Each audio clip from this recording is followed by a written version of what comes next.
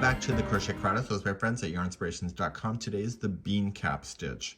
Now, I was really motivated by the bottle cap stitch that we did, and I was really quite excited about it, but I wasn't excited about the airiness because I live in more of a northern climate. I love the concept of this, and I wondered about squeezing these stitches together, also making them slightly smaller so that this is what it came up with. So it's a little tighter. Now, if it were me and I were you and I was displaying something like this, you have to crochet back and forth, but I would make it to the point where when you're displaying it, it looks vertical by just turning the blanket. But that's just my own personal thought. To change the size of this particular one, there's multiples of 2. You really have to watch your stitch counts whenever we do a single crochet row, and that's just something that you just have to pay attention to, but it's a 2-row repeat after we get this thing started.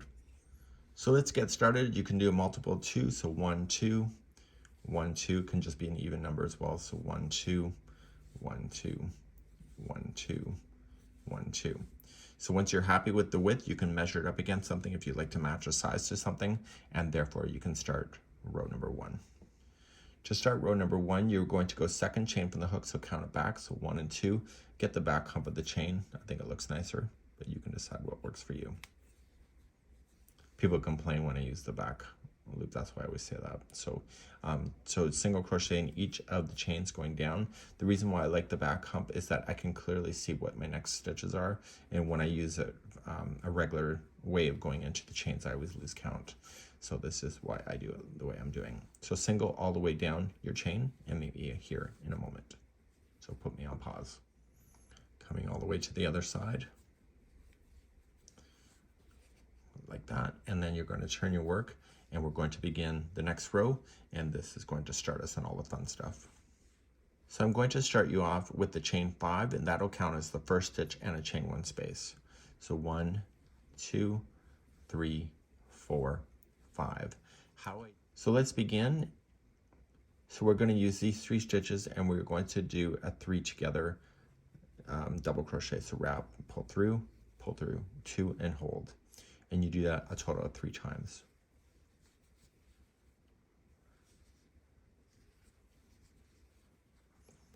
Now, when you pull through, I only want you to pull through the 3. So yarn over, pull through the 3, and then yarn over, pull through the 2. This 2 just created a space to do the 4 wrapping bean stitch. To start, you were just going to insert the hook into the space and grab the yarn from behind and pull through. So this is 1, and now you're going to wrap the hook and going into the space and yarn over, pull through.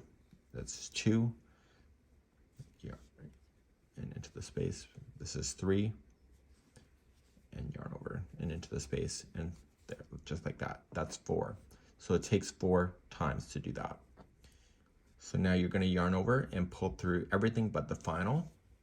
And because you've done the bean stitch, it's a lot easier to be able to separate that. And then you are going to yarn over and pull through 2. To get to the next one, you have to chain 1, and you need to use the same leg as the last one, and then the next 2. So to start, you're going to yarn over and do your 3 together stitch again. So just yarn over, pull through 2 and hold, and do the next 2 exactly the same way. So the stitches are sharing each other on the legs on the outside of each one of these stitches. Yarn over, pull through just the 3 only, then yarn over, pull through the final 2. And now start your bean stitch, and just going into the space, yarn over, pull through, and then do your next 3. So once, twice, and 3 times. You're now going to yarn over and pull through everything but the final. And because you've done the bean stitch, it should be pretty easy for you to be able to get through there. Then yarn over, pull through the final 2, and then chain 1 to move on. So I'll show you one more time. So yarn over, grab the same leg as the last one, and then do the next 2.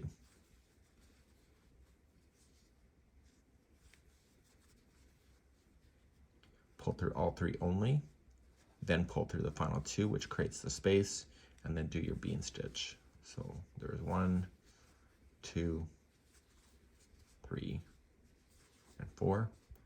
And then yarn over, pull through everything but the final, and and then pull through 2 and chain 1. So you're going to do this all the way across. I'll show you how to end this if you want to put me on pause. And for those wanting to continue the next, we're going to do one more. We have 3 stitches left. So we're going to share the first one, and we'll do the last one.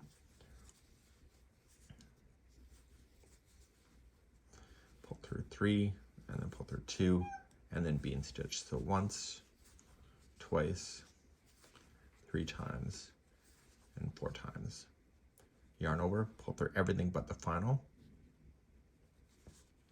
and then pull through the 2, and at the end of this, just chain 1, and then see this last one right here? That's where you want to do the special stitch. So wrap the hook twice, and then yarn over going in. So see this last one? This is where you want to do a special stitch. So yarn over just once, and going in, pull through, yarn over and pull through the 1 loop only, then yarn over, pull through 2 and 2, and that gets you to the right height. And therefore you can turn your work and begin. So there's going to be the same number of these all the way down every row. Let's begin the next row. It's important that you understand this row. To do this row, you're going to chain 1 and you'll put in a single in top of the first stitch. Do you see this right here? You can see them clearly, 1 and here. That's where you want to play. And you're going to stick in just 2 single crochets into each one of those. This gets your counts to be perfect. See the next one? It's right there. So put 2 there. The next one right there. And you keep doing this all the way to the edge, and there's a way of finishing this row which keeps your counts. So you need to go into the space here before this chain, single crochet, and then going into the next chain that you're coming up against right here. And that will keep your counts perfect. And you'll be able to turn your work and start a new row of these bean caps. Let's begin that next. So the row is starting just exactly the way that I showed you before. So it's chain 5. And then we start in the next stitch and we use the 3.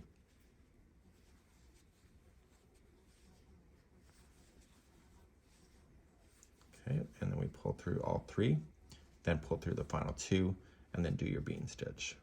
So we have 1, 2, 3, and 4. And then we pull through everything but the final one, and then pull through the 2.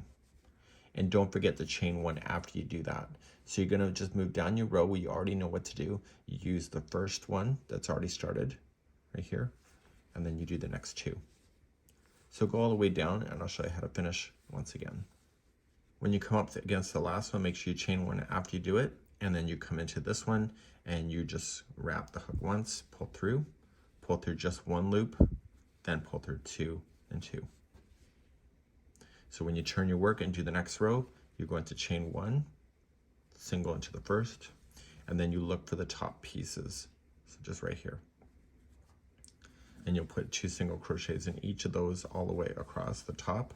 And it's the one just before the ending is where you have to put that extra single crochet in. So I tried to do this stitch for a couple hours and I kept miscounting, so I ended up repositioning where I put my stitches so that I could keep an easier count. So you're going to come into the space here, single crochet, and then come into the next chain that's available. And you can continue to do this as often, as many times as you want. It's a really great little stitch to know. And I would do this thing, and when I was displaying it, I would be vertical, just for options. It's a really great idea. This is the bean cap stitch.